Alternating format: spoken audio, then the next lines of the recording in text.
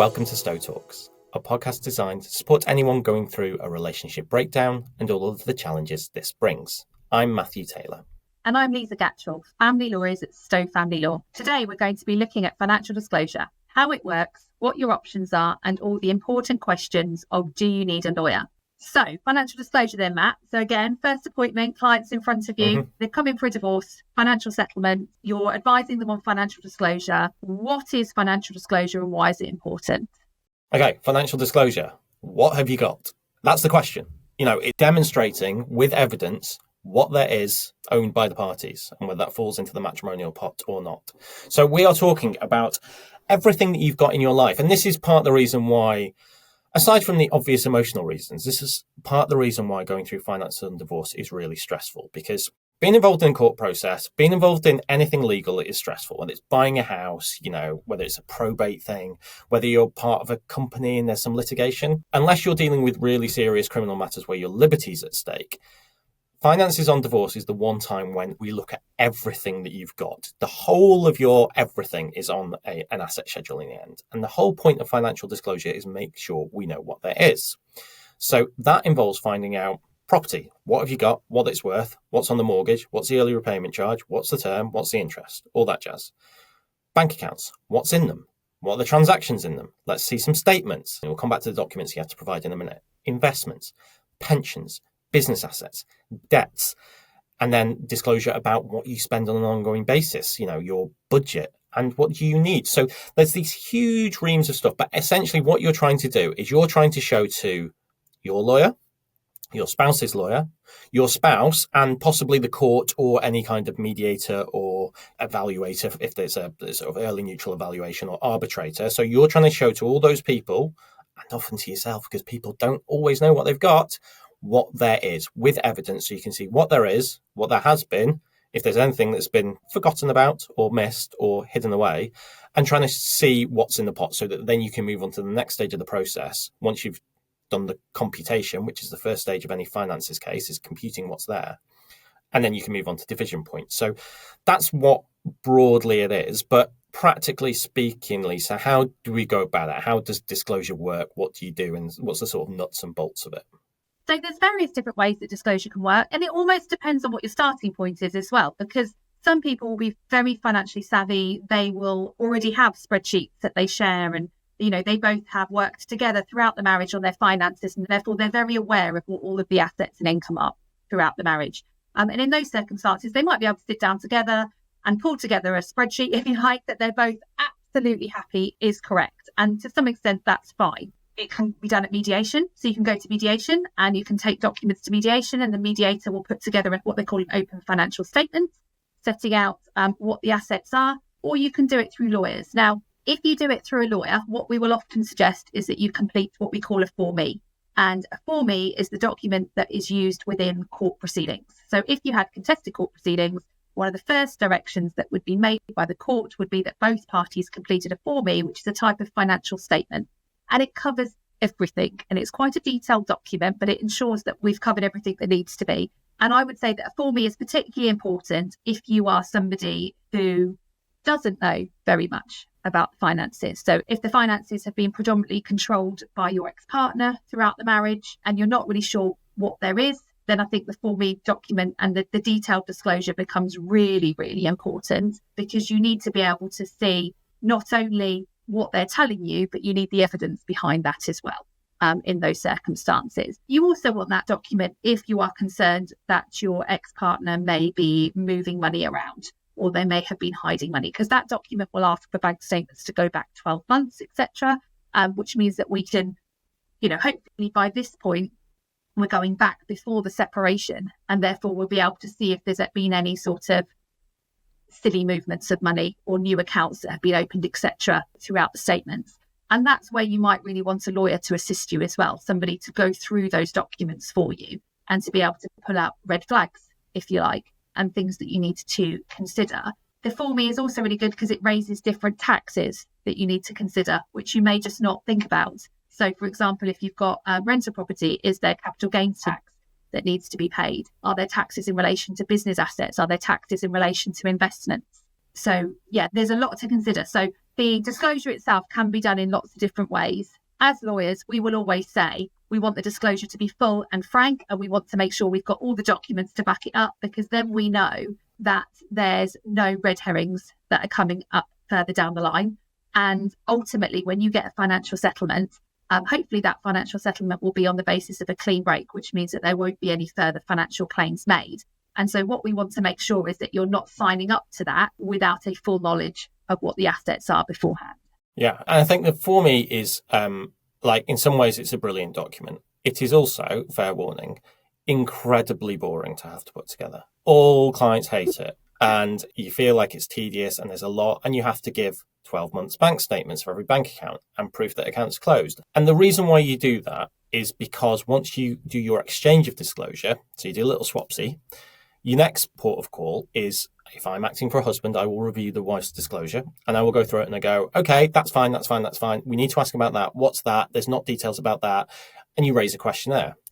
So this is a difference about giving good disclosure and bad disclosure. And I think some clients often think, well, just bang it in is good enough. And good enough disclosure, or not quite good enough disclosure, or just plain bad disclosure, leads to a huge number of questions, which then take time and money to respond to. But most of all lead to suspicion and a lack of trust. And most cases, whatever process you're going through will end in a settlement. And you can only settle when there's trust and transparency. So some people think, I should say, that just banging in anything and not really focusing on your disclosure, well, it's good enough, so it'll be fine. But that can cause problems, especially where it's one of those cases, like you said, Lisa, where one party has a lack of visibility on the assets. So my view on disclosure is you over-disclose, you give as much as you can and as much detail as you can. And I think this is where using a lawyer can really help. There are lots of cases where it's really simple and, a lawyer's never going to hurt, and getting a sense check's a really good thing. But the Form E presentation is going to be the Form E presentation. But I think there are a couple of places where getting the lawyer to feed into it really helps. One, if you've got any kind of complex assets. So stuff like you might have a complicated remuneration structure, which includes deferred share options as part of a bonus. How do you present those? What category in the Form E do they go to? If you've got business interests and you need to show the value of the business, how do you present that in a way that is transparent and you're giving the right information? What about if you jointly own properties with a third party, so a parent or a business partner, things like that? That's where, making sure the information is good and clear, doesn't cause suspicion, and it's done in the right way. And you're not doing it in a way that disadvantages yourself, because you're not saying, oh yeah, I've got this property and it's worth 300 grand. And then we say, well, hang on, you own that with someone else. So actually you've only got 150 grand interest in that property.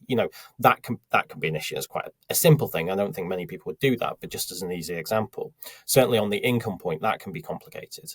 The other thing about the Form E is you've got your financial disclosure at the start, but in the back at section 4, you have a series of narrative sections.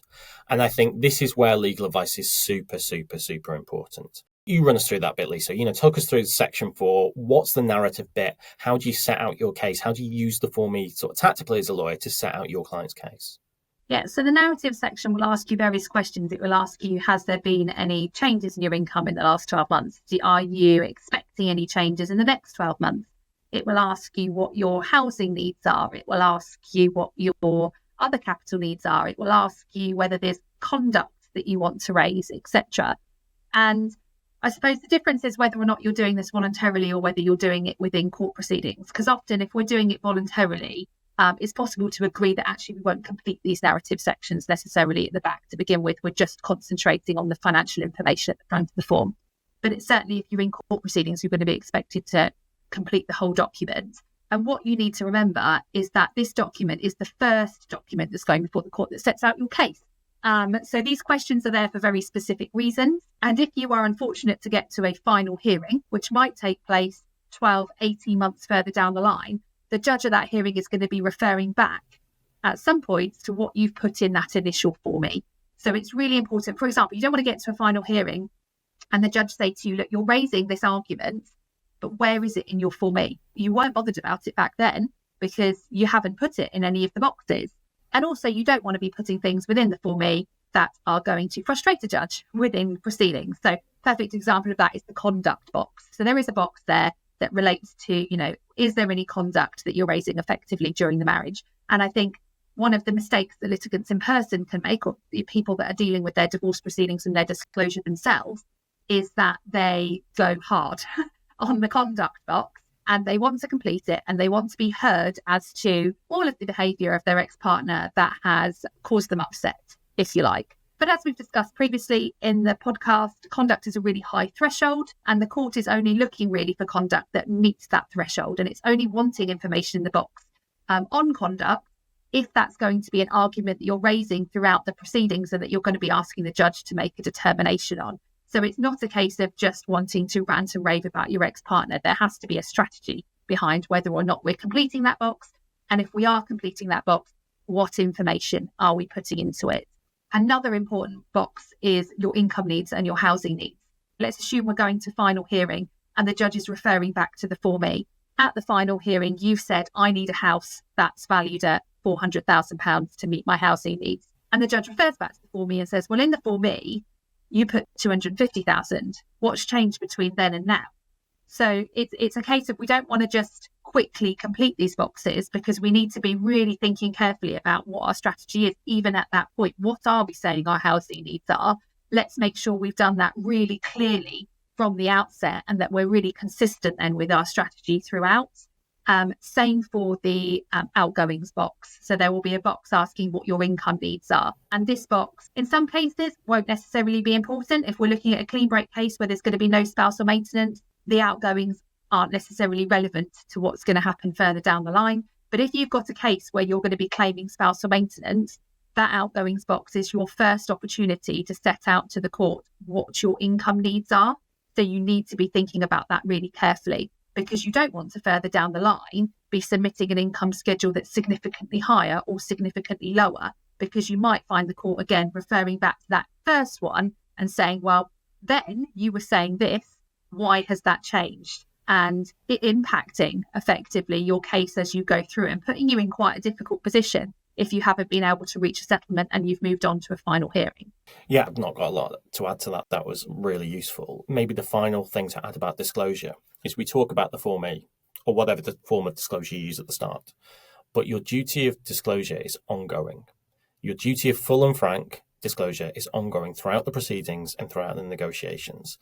That means that if you come into some money or something changes, you have a duty to put that forward. If you get an unexpected bonus at work, for example, you've got to disclose it. And it's not good enough to say, well, I wasn't asked the question, because otherwise you just end up with non-stop questions every week going between lawyers saying, have you received any money this week? Which is never going to happen. So you've got a positive duty of disclosure.